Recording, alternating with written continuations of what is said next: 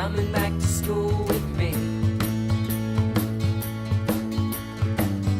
We could have done it all so easily. Hi, my name is Craig Thompson Wood. I'm the board game teacher. And as I've already mentioned before, I'm a video game addict. And today's topic is video game addiction. So in researching for this, I was looking at exactly what is the definition of addiction, especially as it pertains to video games. And there's a lot of different definitions out there.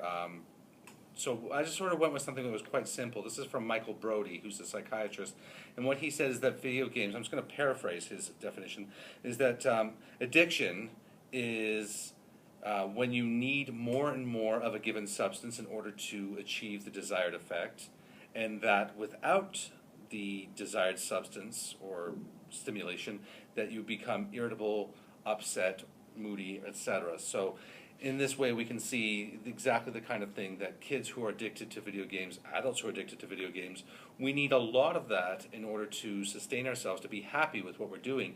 We're not playing for just a short period of time. If they say, well, just 15 minutes, there's no way they're going to be satisfied with just 15 minutes. And then there's also, if they don't get what they want, which is especially if they start playing and they're into it, pulling them off that is going to be, really kind of calling for a temper tantrum or some kind of grumpiness or upset mood or something. So it all ties into that idea of the addiction. We can certainly see that. I found this interesting graphic on the internet when I was doing my research, and I'm absolutely kicking myself for not copying that graphic, because I thought it was so brilliant, because it really kind of describes this whole idea of what happens to a person who's playing video games, particularly when it's a combative style of game, when you're playing against something. Like if you're playing a game where it's combative, one versus another person, say for example. I'll use the example of Fortnite because that's a very popular game nowadays. So if people are playing Fortnite and they lose, well then this whole sort of like flow chart that goes through their mind. Do I end now, or do I keep playing? And so this is what it comes down to, and it gives the choices. So after every game, they ask themselves, do I end my game? So if the answer was, well, I lost, so therefore I just want to play one more game because I don't want to end the night on a loss. I want to end my night feeling good about myself. I want to end on a win, so I can't end on a loss. So then they play just one more game. But then if the answer is, well, did you win your game? And the answer is, yes, I did win the game. Well, now I'm feeling good. I'm on a high. I feel great. I want just one more game. And so that cycle just kind of continues and continues endlessly, because no matter whether they win or whether they lose, they always want to end on that high, or keep the high going of the stimulation that they're getting from the game itself. So one of the things I was in the reading, there was tend to be some conflicting information. I'm just going to put it out there just to let you maybe do your own research and decide for yourself, because I'm finding valid sources, credible sources on both sides of the argument. So I'm not really sure which one, I tend to believe, but there are certain things that they agree upon. That when you're playing video games, that the brain is being stimulated, and the brain is producing a chemical called dopamine. Now, some people have related this to say dopamine is the same kind of thing that you would be creating in your brain if you're under something like heroin, a very powerful, very addictive, very habit-forming drug. So they're saying video games is like being on heroin. But then the people on the other side of the spectrum are saying, well, any pleasurable activity is going to produce dopamine in your brain, whether it is heroin or whether it is, reading a book, going for a walk, spending time with a loved one. Anything like that can produce dopamine in your brain. True, they're going to do it at different levels.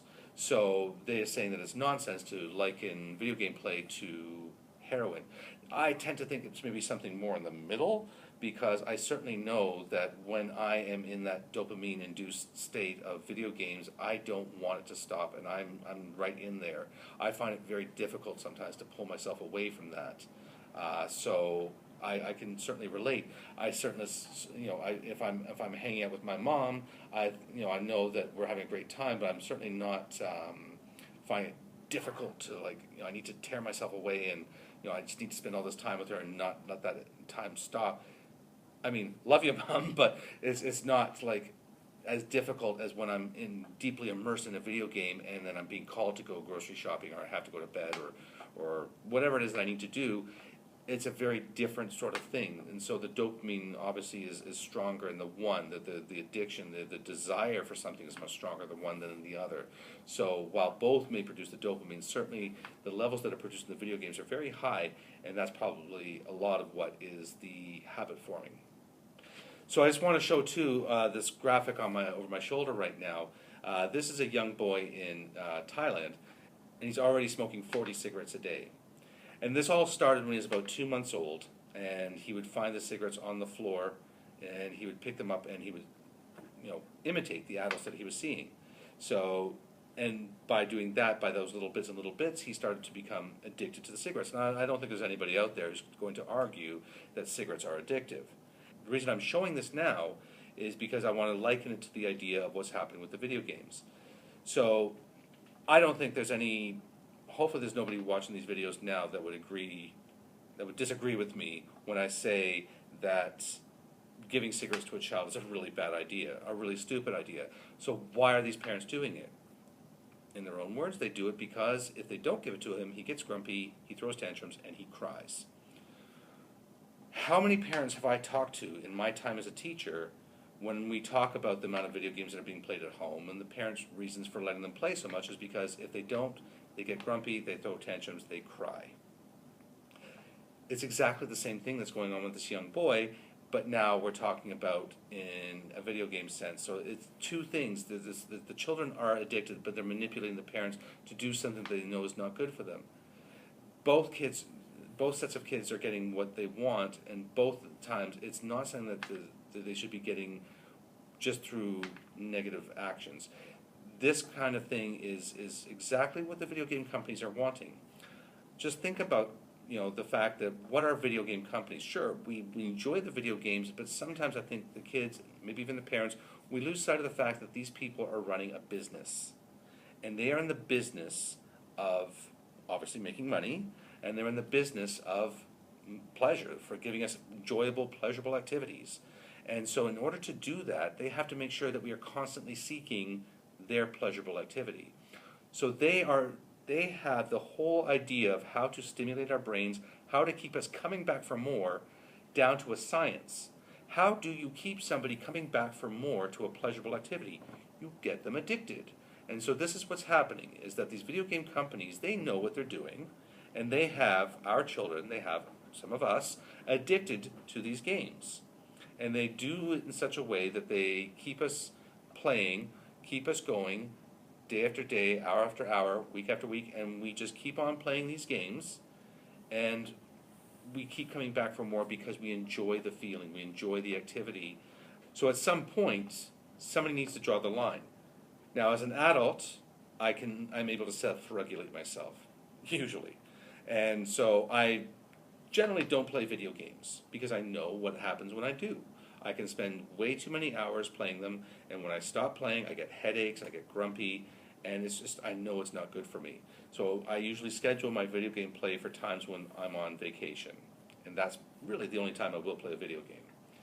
Now, as for kids, though, kids don't have those mechanisms in place yet. They don't have that willpower. They don't have the ability to self-regulate like an adult can or should be able to. So in that way, then, parents, you really need to be the one to step up and communicate with them. Now, in the next episode, what I'm going to be doing is I'm going to be talking about how, as parents, we can talk to our kids and deal with this thing, and how we can help them to set up meaningful and constructive and fair boundaries and parameters as to how they should be playing, because that is an important step towards what we need to do to stave off the addictions and to keep this under control. Well, that's going to wrap it up for today's episode. If you have any questions about video game addiction, have any other comments or things you might like to add to the discussion, please leave me a message in the comments section below. If you have any more topics you might like me to talk about or ideas for games you might like to see on the channel, as always, leave me a message in the comments section below. But until next time, I'm Craig Thompson with the Board Game Teacher saying, thanks for coming to the classroom. Are you Coming back to school with